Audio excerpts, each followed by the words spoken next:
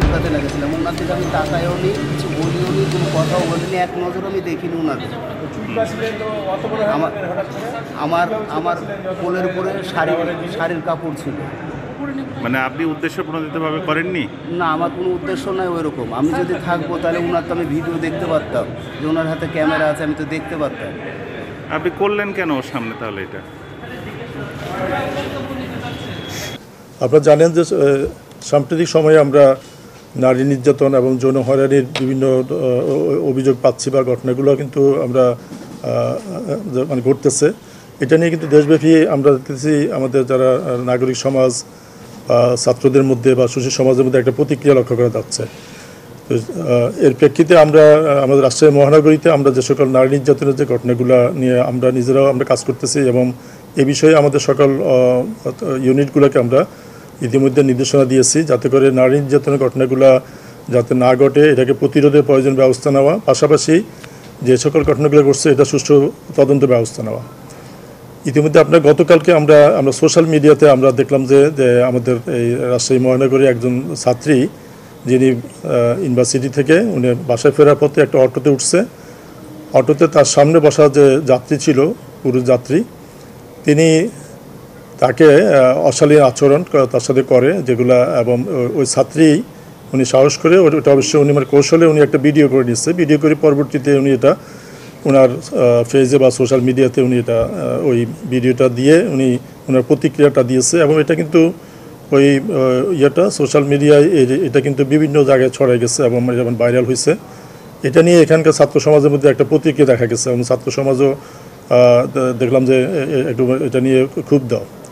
তো ওই সোশ্যাল মিডিয়ার ওই নিউজটা আমরা দেখে আমাদের যে আরএমপি যে সাইবার ইউনিট আছে, আমি রাতে বলছি যে সাইবার ইউনিটকে যে ওই লোকটাকে আইডেন্টিফাই করে ব্যবস্থা নেওয়ার জন্য। পরবর্তীতে আমরা রাতে আমরা তার লোকেশন পেয়েছি। সে মহানগরীর আমাদের রাজশাহী মহানগরীর আসপাড়া থানাধীন কেশবপুর এলাকায় তার লোকেশন আমরা পেয়েছি।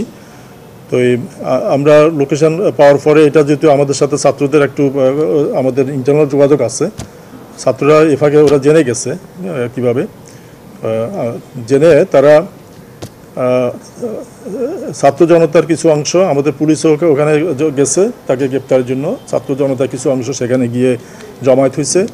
এতে করে সে টের পেয়ে সে মানে ভীত হয়ে সে তার পরিবার নিয়ে একটা সে মানে পালিয়ে যায়, হঠাৎ করে পালিয়ে গেছে। তো রাতে পালিয়ে যাওয়াতে আমরা তখন তাকে আমরা খুঁজতে থাকি। আমাদের একাধিক টিম, আমাদের সাইবার ইউনিট, আমাদের ডিবি টিম এবং থানার টিম মিলে আমরা রাতে অভিযান করি এবং তার বিভিন্ন কৌশলে তার লোকেশনটা ট্রেক করে তাকে আমরা নওগাঁর মান্দা থেকে রাতে ভোর রাত 5টার দিকে গ্রেপ্তার করে নিয়ে আসি। এবং তার তো মানে যে প্রমাণ যেটা মানে ভিডিওটা তো আছে, সোশ্যাল মিডিয়াতে আছে।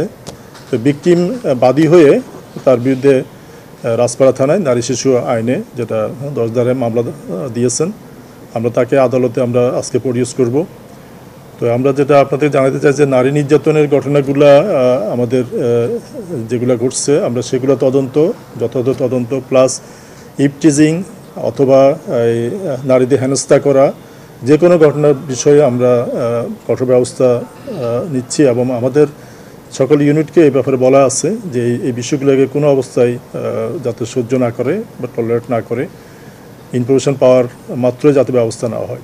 আমাদের কাছে এখন 254টি মামলা, নারী শিশু মামলা মুলতবি আছে। কিন্তু আমরা যেটা দেখতেছি লক্ষণীয় বিষয় হলো যে এই মামলাগুলো কোনোটা কিন্তু পুলিশের কারণে না, যেগুলো রিসেন্ট হয়েছে সেগুলো পুলিশের হয়তো তদন্তের কিছু সময় তো লাগেই, যৌক্তিক সময় সেটা লাগে। কিন্তু এর বাইরে আমি দেখতেছি আমি যেটা দেখলাম অধিকাংশ মামলায় ডিএনএ পরীক্ষার জন্য, কারণ আদালতে একটা নির্দেশনা ছিল ডিএনএ পরীক্ষা। তো ডিএনএ পরীক্ষার জন্য আমরা এগুলো যে স্যাম্পল পাঠানো হয়েছে, স্যাম্পলটা রাজশাহী মেডিকেল থেকে এটা ঢাকা মেডিকেলে ফরেন্সিক ইউনিটে পাঠানো হয়েছে। এবার আমরা দেখতেছি যে অনেক পুরাতন মামলা আছে, বেশ কিছু আমাদের কাছে 22-21 সালে পর্যন্ত মামলা আমরা পাইছি যেগুলো ডিএনএ পরীক্ষার জন্য পেন্ডিং।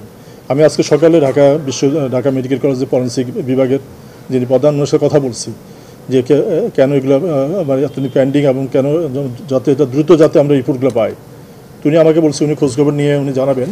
তো এখন এই রিপোর্টগুলো কিছু কাজ আছে যেটা হয়তো পুলিশের হাতে নাই, যেটা তদন্তটা পুলিশ আমরা করতে পারি, কিন্তু আমাদের এক্সপার্ট রিপোর্ট বা অথবা যে ডিএনএ রিপোর্টটা তো আমাদের ইভেন রাজশাহীতে হয় না, আমাদের সিআইডির এখানে কিছু কিছু রিপোর্ট আছে যেগুলো আমরা সিআইডি থেকে পাই, কিন্তু এগুলো মোটামুটি আমরা দ্রুত পেয়ে যাচ্ছি। কিন্তু ডিএনএটা এটা যেহেতু ঢাকা মেডিকেলের ওখানে আলাদা একটা ইউনিট আছে, এটা আবার মহিলা শিশু মন্ত্রণালয়, এটা আবার ওই যে স্বাস্থ্য বিভাগের অধীনও না।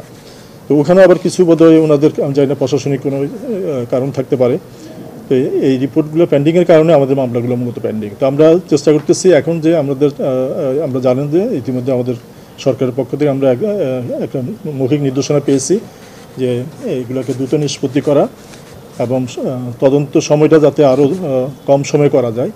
তো দ্রুত নিষ্পত্তির ক্ষেত্রে আমরা হয়তো এটা করব যে আমরা এই পারিপার্শ্বিক সাক্ষ্য অন্যান্য সাক্ষ্য ভিত্তিতে আমরা চার্জশিট আদালতে আমরা পুলিশ রিপোর্ট দিয়ে দিব। ডিএনএ রিপোর্ট যদি পরে আসলে আমরা সেটা সাবমিট করবো, আমরা সেভাবে হলেও ব্যবস্থা নেব।